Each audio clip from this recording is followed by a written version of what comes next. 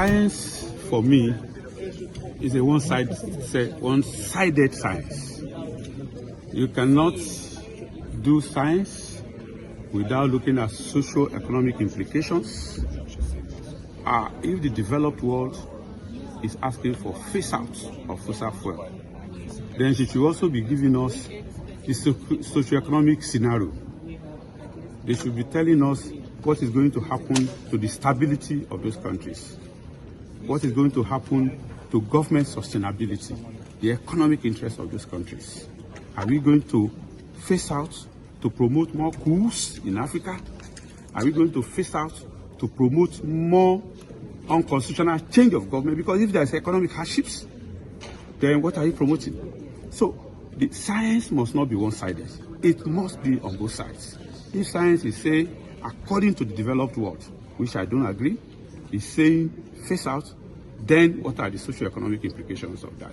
That also must be reflected in the scenario. The IPPC report that they are referring to clearly mentioned, and as it was captured in the press conference, clearly mentioned that countries have alternatives, that this net zero emission pathway must reflect differentials in countries, must reflect our local circumstances, our resources, our socio-economic context, and so on and so forth. So the developed world has just adopted what suits them, and we don't believe that is total science. Nigeria has committed itself to be net zero by 2060, and what we are talking here is not that there are not going to be any emission.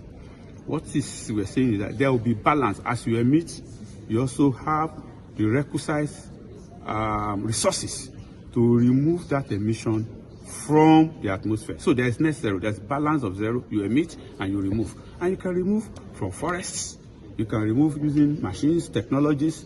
So it's a balance. Science is not saying no emission. Science is saying net zero emission.